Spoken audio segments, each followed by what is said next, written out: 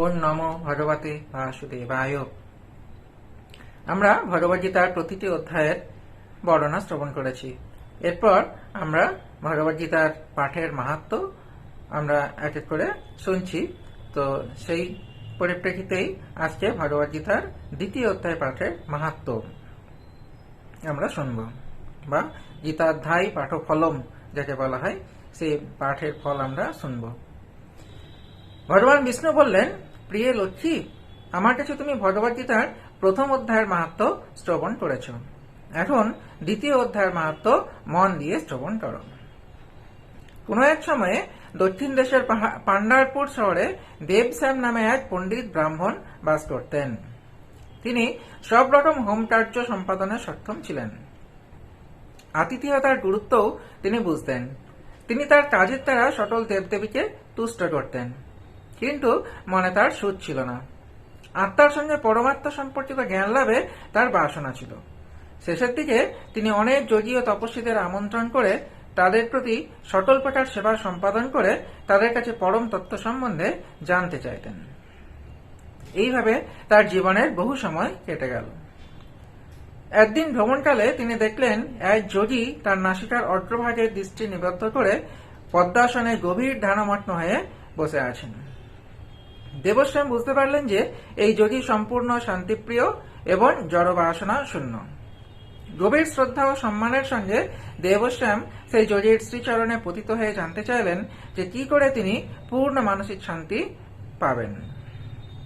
তখন পরম পুরুষ ভগবান শ্রীকৃষ্ণ সম্বন্ধে পূর্ণ জ্ঞানের অধিকারী সেই যোগী দেবশ্যামকে সোপুর গ্রামে গিয়ে ছাগপালক মিত্রপানের সঙ্গে দেখা করে তার কাছ থেকে ভগবত উপলব্ধির নির্দেশ গ্রহণ করতে বললেন।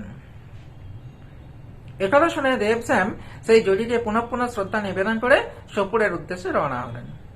সেখানে পৌঁছে উত্তর দিকে তিনি এক সুন্দর বন দেখতে পেলেন।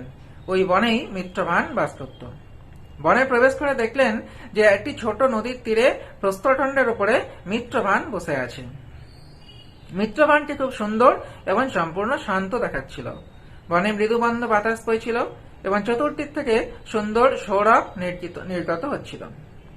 যত্রতত্র ছাগলের পাল শান্তিতে ও নির্ভয়ে ঘুরে বেড়াচ্ছিল। কয়েকটি ছাগকে বাঘ এবং অন্যান্য হিংস্র জন্তুর পাশে উপবিষ্ট অবস্থাতেও দেখা গেল। এই দৃশ্য দেখে দেবশ্যামের মন শান্ত হল এবং তিনি শ্রদ্ধার সঙ্গে মিত্রভানের কাছে গিয়ে তার পাশে বসলেন। মিত্রভান গভীর ধ্যানে মগ্ন ছিল।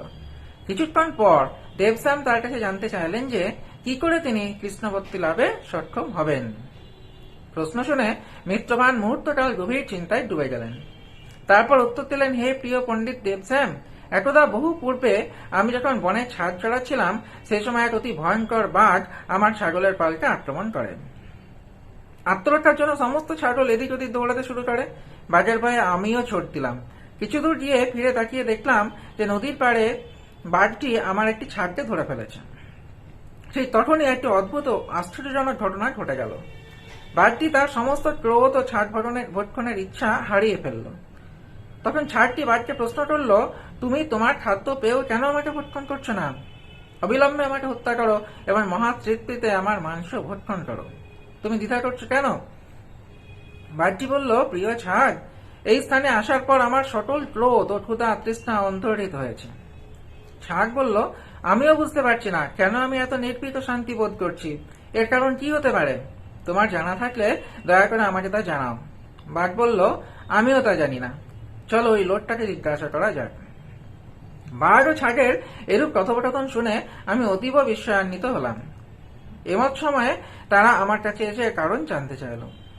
আমি লক্ষ্য করলাম নিকটেই গাছের ডালে এক বানর বসে আছে। আমি তখন সেই দুজনকে সঙ্গে নিয়ে বানরটির কাছে এর কারণ জানতে চাইলাম। গভীর শ্রদ্ধার সঙ্গে বানরটি বলল, শোনো, আমি তোমাকে একটি খুব পুরনো গল্প শোনাচ্ছি। এই বনে ঠিক তোমার সামনে একটা খুব বড় মন্দির আছে।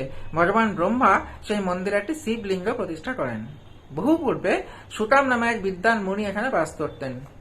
তিনি অনেক কঠোর সংযম পালন করেছিলেন। প্রতিদিন তিনি বন থেকে ফুল এবং নদী থেকে জল এনে ভগবান শিবের পূজা করতেন।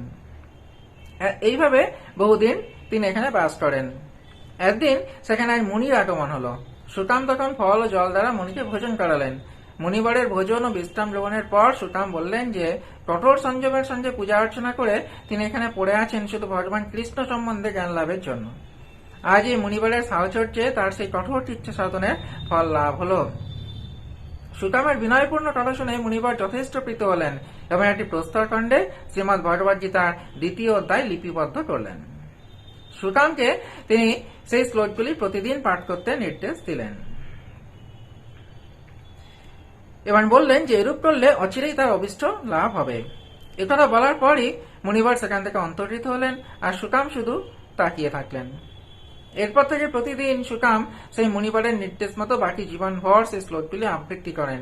শীঘ্রই তিনি ভগবান কৃষ্ণ সম্বন্ধে পূর্ণ জ্ঞান লাভ করেন। আবৃত্তি শুরুর দিন থেকেই তার ক্ষুধাতৃষ্ণার অনুভব দূর হয়ে যায়। এই স্থানে তার সেই কঠোর সংযম ও ভক্তিপূর্ণ ক্রিয়াদি সম্পাদনের জন্য যেই এখানে পদার্পণ করে তার ক্ষুধাতৃষ্ণার অনুভব বিদূরিত হয় এবং অবিলম্বে তার পূর্ণ শান্তি লাভ হয়। মিত্রবান বলল, প্রিয় দেবশ্যাম, বানরটি তার অত্যাশ্চর্য কাহিনী শেষ করার পর আমি সেই বাহক ছাগলের সঙ্গে মন্দিরে গেলাম। সেখানে আমরা পাথরের ওপর শ্রীমদ্ ভগবদ গীতার 2য় অধ্যায় লিপিবদ্ধ আছে দেখলাম। প্রতিদিন আমরা সেই শ্লোকগুলি আবৃত্তি করতে লাগলাম। এইভাবে আমরাও অচিরেই কৃষ্ণভক্তি লাভে সক্ষম হয়েছিলাম। প্রিয় ব্রাহ্মণ, তুমিও যদি শ্রীমদ্ ভগবদ গীতার 2য় অধ্যায় পাঠ করতে শুরু করো তবে তুমিও শীঘ্রই ভগবান শ্রীকৃষ্ণের করুণা লাভ করবে।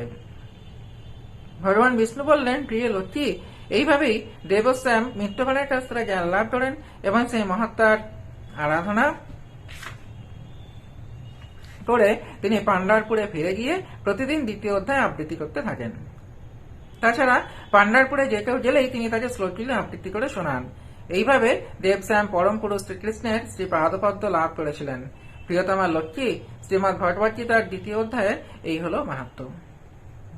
তাহলে আজকে এখানেই শেষ। এর পরবর্তী দিনে আমরা ভগবদ গীতার 3য় অধ্যায় পাঠের মাহাত্ম্য সম্বন্ধে শুনব। ধন্যবাদ।